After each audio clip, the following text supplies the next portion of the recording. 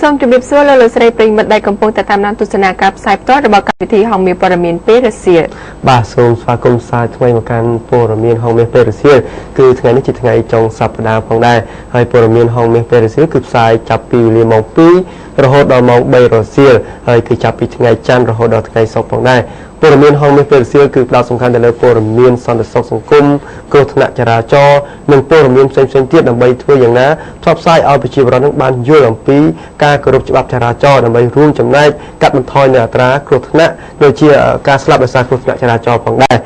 បាទយើងជូនព័ត៌មានដំបូងកញ្ញាឥឡូវនេះយើងចូលទៅព័ត៌មានតែម្ដងទៅគឺនគរបាលប្រឆាំងទៅនឹងបទល្មើសសេដ្ឋកិច្ចបានខុតទុកសាប៊ូដុសខ្លួនចាស់គឺ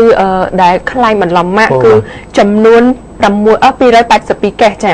នគរបាលប្រឆាំងនឹងបទល្មើសសេដ្ឋកិច្ចនិងព្រះរាជអាជ្ញារងអមសាលាដំបងរាជធានីភ្នំពេញក៏បានចុះទៅឆែកឆេរឃ្លាំងស្តុកសាប៊ូដែលបានខ្លាញ់ម៉ាកសញ្ញាដែលបានរឹបអូសសាប៊ូចំនួន282កេសធំដែលស្មើនឹងចំនួន5148ដបទៅរក្សាទុកនៅនាយកដ្ឋាននគរបាលប្រឆាំងបទល្មើសសេដ្ឋកិច្ចនៃក្រសួងមហាផ្ទៃ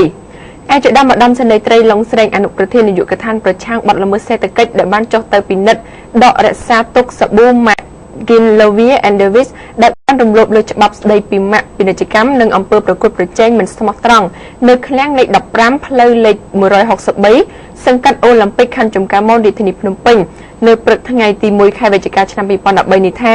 ការចុះចាប់និងរក្សាទុកនៅសាប៊ូទាំងអស់នេះគឺមានការដឹកនាំកម្លាំងដោយព្រះរាជអាជ្ញារងអមសាលាដំបងរាជធានីភ្នំពេញលោកចាហើយនឹងបានរឹបអូសបានសាប៊ូចំណុះ1200មីលីលីត្រ650មីលីលីត្រនិង300មីលីលីត្រគឺសរុបទាំងអស់គឺមានចំនួន282កេសធំដែលស្មើនឹងចំនួន5148ដបចាហើយជាបន្តទៅទៀតនេះក៏សូម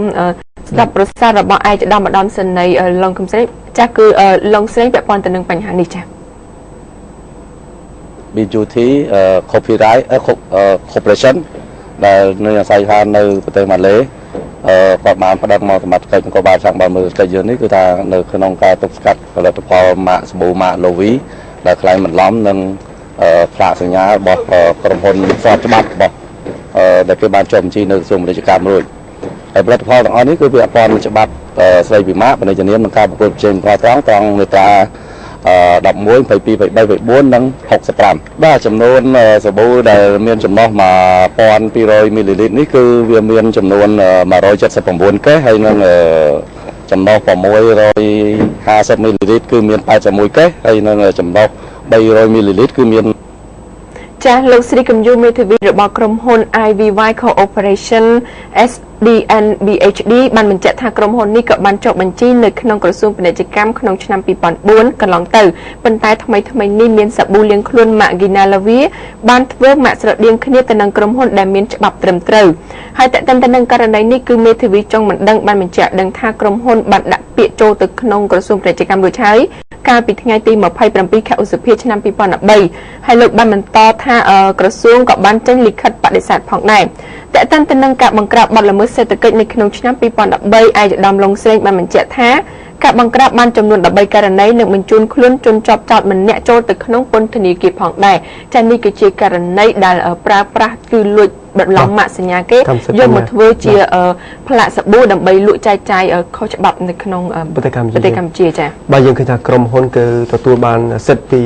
ម្ចាស់ក្រុមហ៊ុនសាប៊ូហើយយើងឃើញថាអ្នកដែលខលខូច